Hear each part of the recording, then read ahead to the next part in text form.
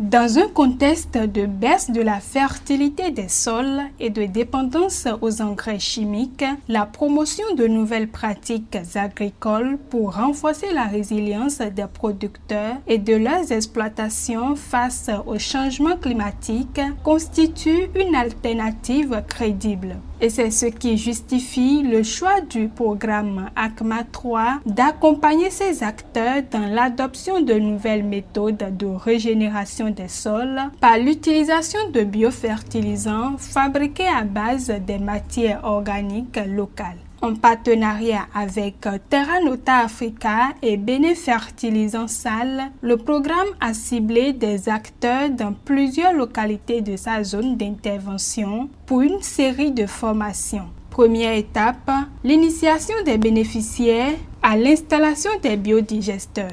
On va vous montrer comment monter le dispositif, ce dispositif-ci, qui sera notre biodigesteur. La deuxième étape sera de remplir les deux petits tanks-là de micro-organismes qu'on est allé élever tout à l'heure. En plus des micro-organismes, on va ajouter du sorgho de maïs. On va ajouter aussi également du miel. Après l'installation des biodigesteurs, les matières premières telles que l'eau, le son de maïs, le miel et une portion de sol prélevée sur le site ont été minutieusement mélangés afin d'obtenir un résultat appelé inoculum. J'ai suivi une formation. D'abord, j'ai premièrement suivi comment fabriquer un tonneau qui peut nous aider à conserver de l'engrais, c'est-à-dire pour cultiver avec, pour aider nos plantes, nos céréales à bien produire. En plus de ça, on a utilisé ces terreaux-là, 12 kg. On a pris le son, on a utilisé ça aussi, 10 kg. En plus de ça, on a mélangé du miel, 2 litres. Maintenant, le tout a été mélangé. C'est ces produits qu'on met la première partie dans un tonneau, un petit tonneau bien conservé où l'air ne doit pas entrer.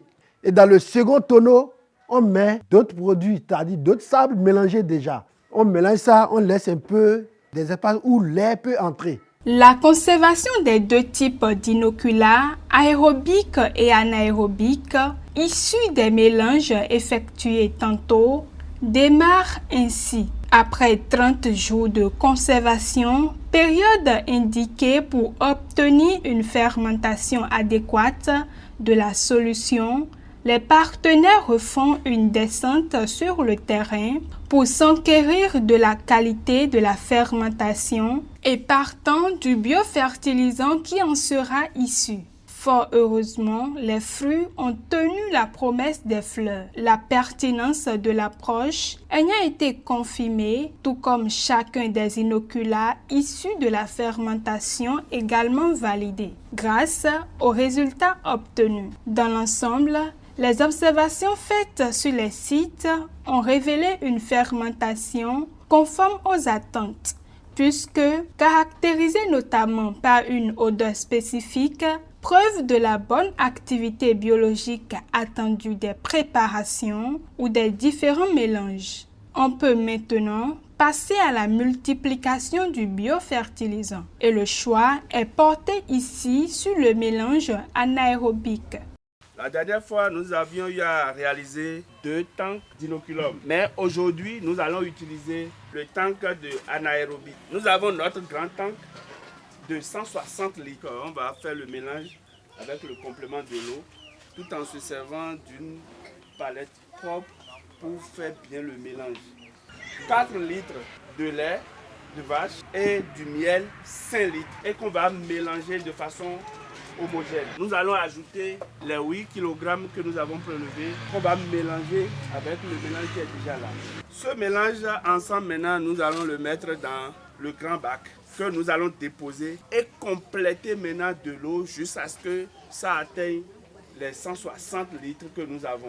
Après 8 nouveaux jours de conservation, un prélèvement est fait de la solution obtenue et devra suivre des tests au laboratoire pour des analyses destinées à établir un protocole d'utilisation. En attendant, le reste de la solution est conservé au niveau de chaque site dans des bidons. Je pense que ces biofertilisants, cette technique est vraiment la bienvenue pour nous aider à faire un pas en avant dans notre productivité.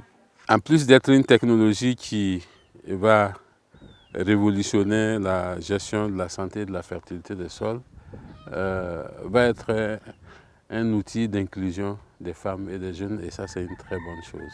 Je suis aussi content de voir aujourd'hui Terra Nota et Béné Fertilisant et ACMA 3 qui sont venus nous former aujourd'hui pour nous apprendre comment nous-mêmes nous pouvons nous aider en faisant nos cultures avec le monde d'aujourd'hui. Le projet est venu nous soutenir. On est très contents. Aujourd'hui, je suis sûr qu'avec ceux qui sont venus nous former, je suis fort chez moi.